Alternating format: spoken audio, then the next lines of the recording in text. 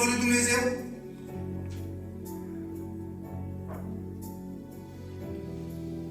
Vine și a treia oară la Petru. Hai, bă, mai că Petru și tu. Cu jurământ, a zis că nu cunoște pe Domnul. Cu jurământ.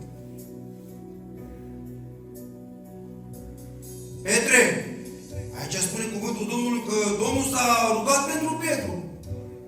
Dar eu m-am rugat pentru tine, ca să nu-ți piardă credința. Da. Și după ce te vei întoarce la Dumnezeu, deja se leapă, dar e vremea să se întoarcă la Dumnezeu. Îi mai dă o șansă lui Petru. Și îți mai dă Dumnezeu o șansă în seara aceasta. Mie mai dă Dumnezeu o șansă. Dacă până acum am trăit cum am vrut cu viața mea, oprește-te. Dumnezeu îți dă o șansă personală. Cum i-a spus lui Petru. Petre, după plecarea mea te vei întoarce din nou la Dumnezeu. Și vei întări pe frații tăi. Vrei să fii vorbit de tine? Vrei?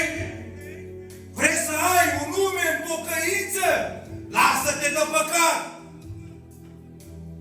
Fugi de el! Aleargă la neprihănire, la dragoste, la părtășire, la credință, la pocăință, la sfințenie, la adevăr! Scoate vârfa din tine! Scoate ura din tine! Scoate viclenia din tine! Caută și fii un om drept al lui Dumnezeu!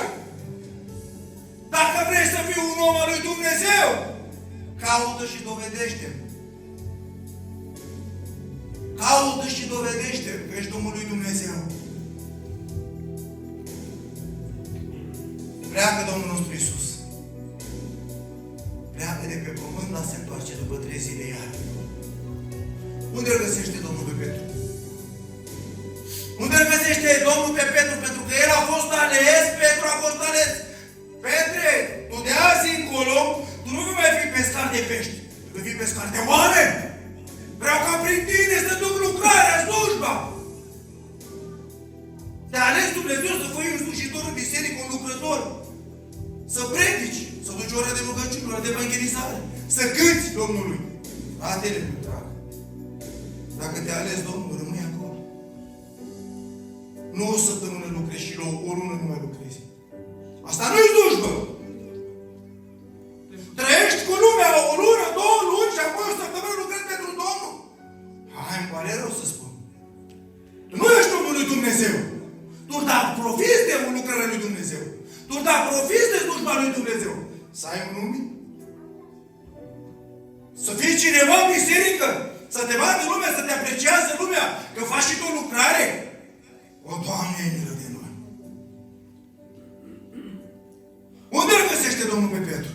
Corobie. Petre, dar ce cauți tu aici? Eu te-am făcut pescar de oameni, nu mai ești pescar de pești. Iar te-ai întors la faptele tale care le făceai altă dată. Iar te-ai întors la minciună, la șmecherii, la afaceri, la toate. Iar le faci. Stai, Petre, vină încoace.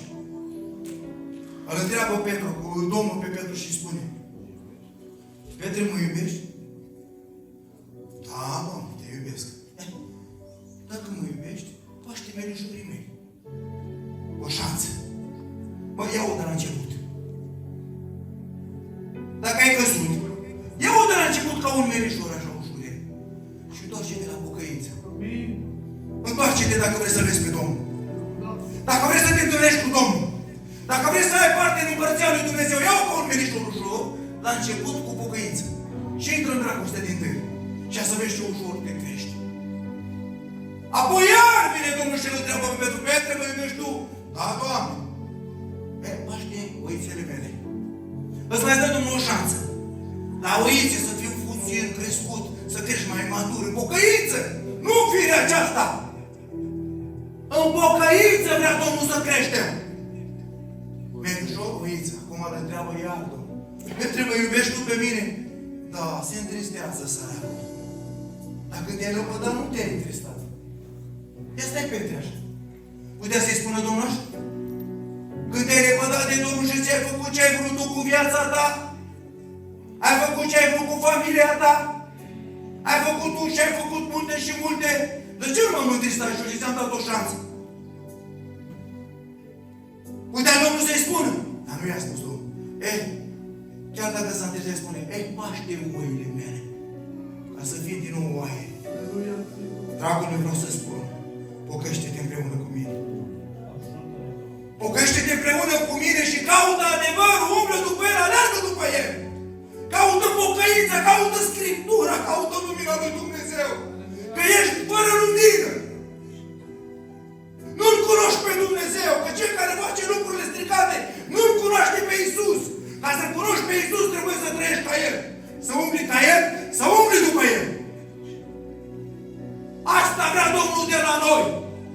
Nu o pocăință de 2 bani. Dumnezeu vrea 100% de la noi. Ca să ajungem în Împărăția lui Dumnezeu.